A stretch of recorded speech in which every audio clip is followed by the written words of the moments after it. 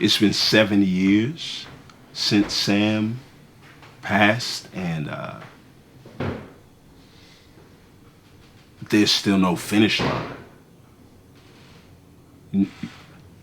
I think that was a thing that, not that was a thing, that is the thing that's most difficult and heartbreaking, is that at the start of it, you imagine that things are going to be hard for a while, but you imagine, and I use that word very intentionally because it's a pipe dream. You imagine that one day you're going to reach the finish line of this thing. And I think the reality that I've learned throughout all of this time is that grief doesn't have an expiration date.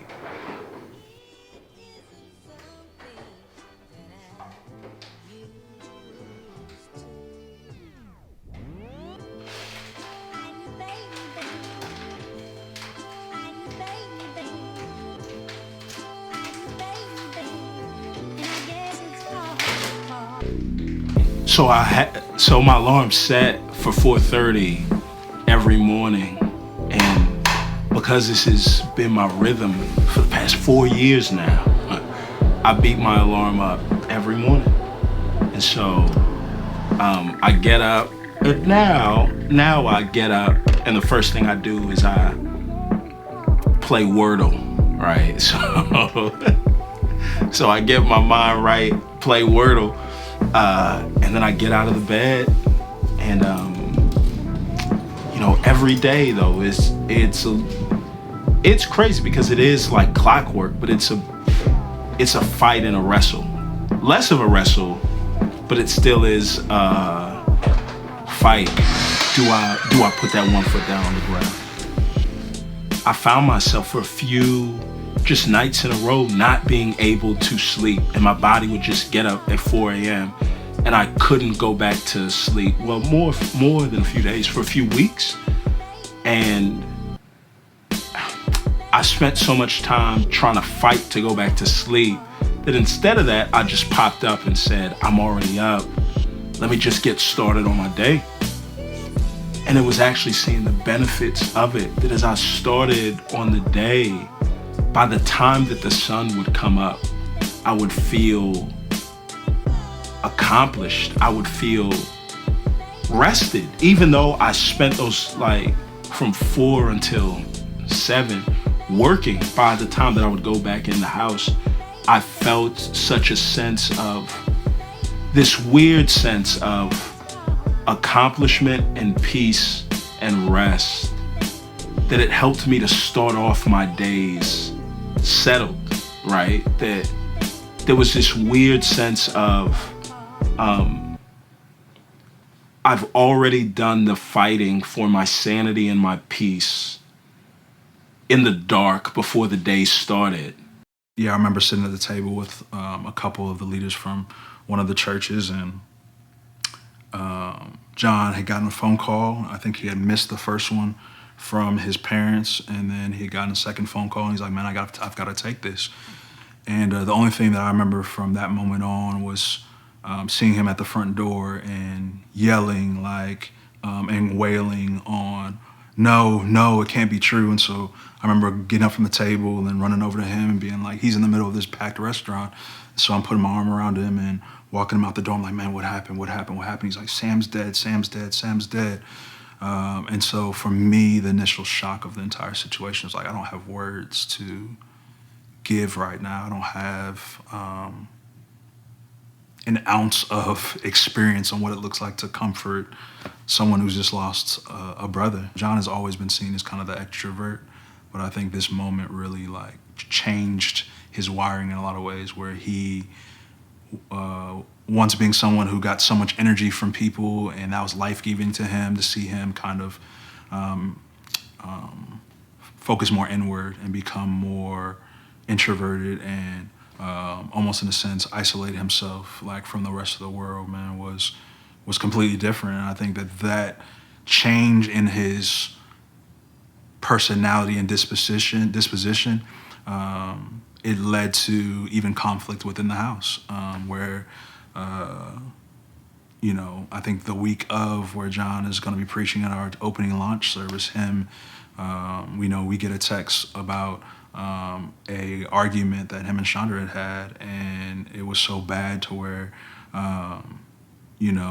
we didn't know what this was going to do to his marriage, because the person that she knew was no longer. And as a result, that type of tension and uncertainty just led to unrest in the house. And so to see this level of defeatedness, even in that moment where it was just like, if she wants to leave, she can leave. And I think that abandonment feeling was coupled with what he had already experienced with losing Sam, that just led him to a point of, it felt like a breaking point. The offensive side of the ball, the defense was working. The defense was getting it done. Now, not having Brian Flores will complicate things, but this isn't a full-blown rebuild. No.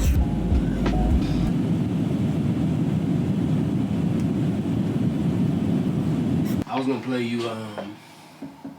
Yep. Come on in, Jesse. Hey, Jesse. Sorry. Come on in. Nah, you good. Q's home. The kids are gonna get ready. When I think about that particular season, like right before the church planted, it just seemed like lots of stuff was already going on. Like it was already, well, it hadn't been that long. It was already, a long road to this thing that we've been praying for and we're excited about. And so, when I found out about John's brother, really caught off guard. It was just one of those things that you can't really prepare for.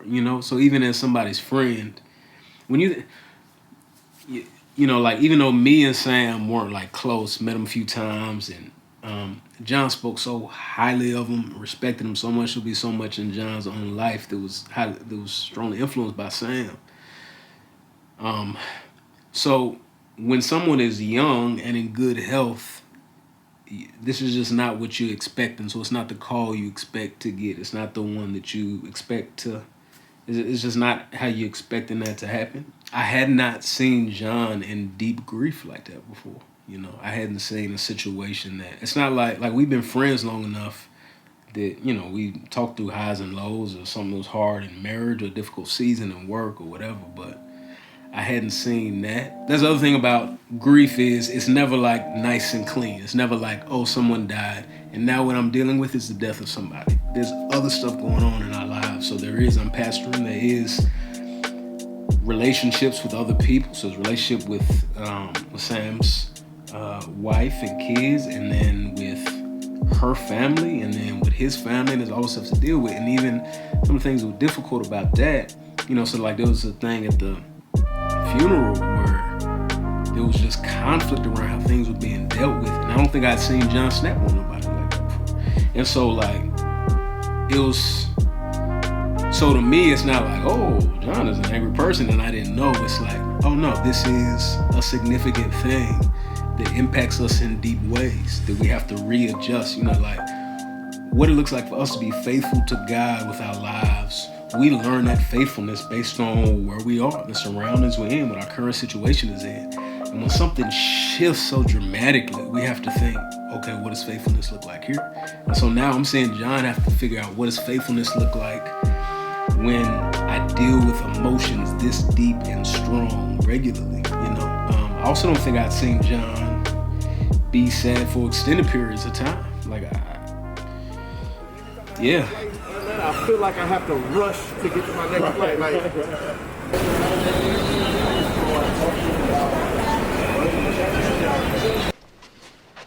So this is it? When it comes to death, even in 30 years, I didn't see a lot of it. So I didn't know what grief was supposed to look like, right? I thought grief was you're crying, you're bawling, you're sad.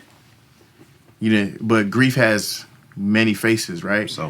So I think John being as strong as he wanted us to believe was a lot of grief. Maybe a little bit of guilt. Maybe guilt about what? It could be anything. him and Sam could have had an argument about basketball the day before. Yeah. Who knows? You know? So it's like, now that I'm, processing it again, it's like, John was hurting. And the only way to not hurt is to see people who are hurting and console them. Right?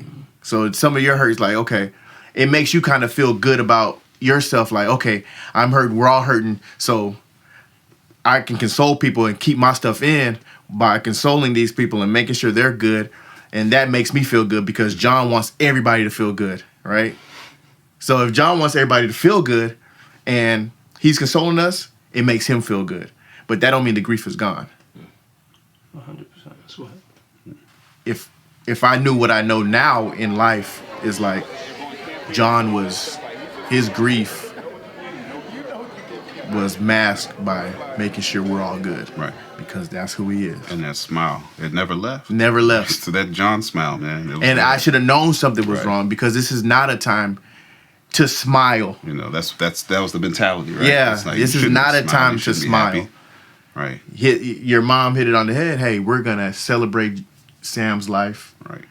And I think you took that and to be as strong as you could be, kept the same John smile on. That was actually you should have been time. sitting with us crying as well. That was Slips inside. And Devin has had some big games against Philadelphia. Here is Harden as he and Embiid have worked together seamlessly already as Embiid rumbles down the lane. It was Paul trying to set him in the paint to get the charging call. Let that one go. 7 feet. They list him at 280, but I'm guessing you could throw a couple of more biscuits in there and call it even 300. Deep 3 on the waiver book.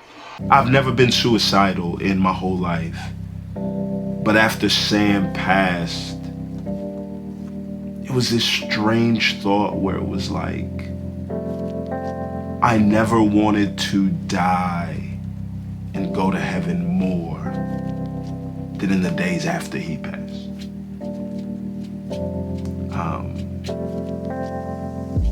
I was just gripped with a sense of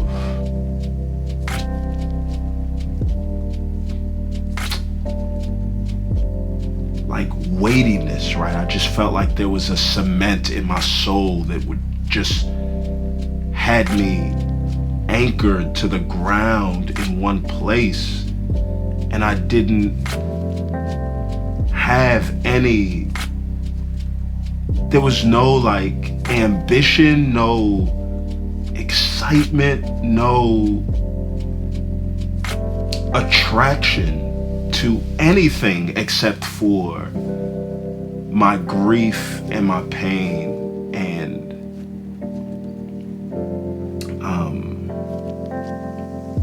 I think if I had to live with that grief alone, I don't know that I would be living 7 years later. I think the only reason that something redeemable came out of that was that there were other people in my life living with grief vicariously through me.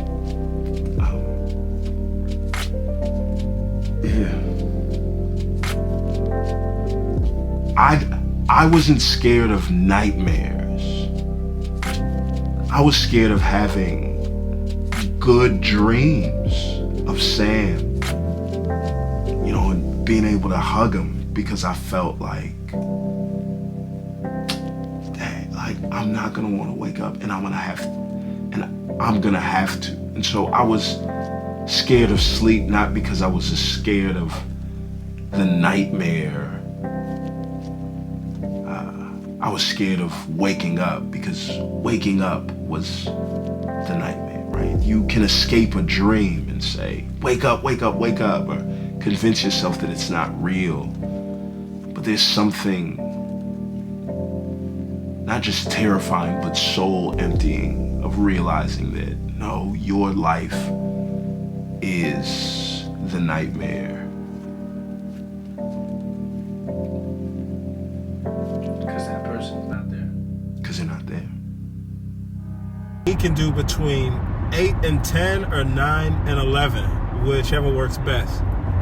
That's fine. Any of those is fine with us. Okay. We can never say no to our son coming. Yes, ma'am. Mm-hmm. So let's know when you guys are ready.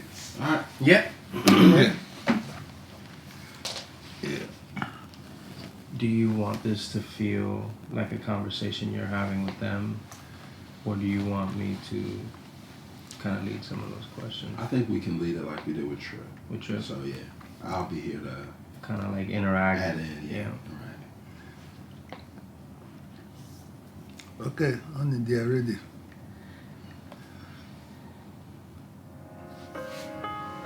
Yes, I'm coming.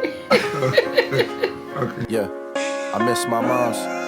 Living off the memories, noticing me rationing her. I noticed the subtraction, like I use up all the speed force to go back to them. That gladness came when you sang. I catch my breath by counting back from 10. I'm back again, trapped between these waves that I've been traveling. Where grief becomes a master, it makes you face the scars on top of your skin. To that deeper pain feels natural. I couldn't have grown up faster. Wait, is this that cruel?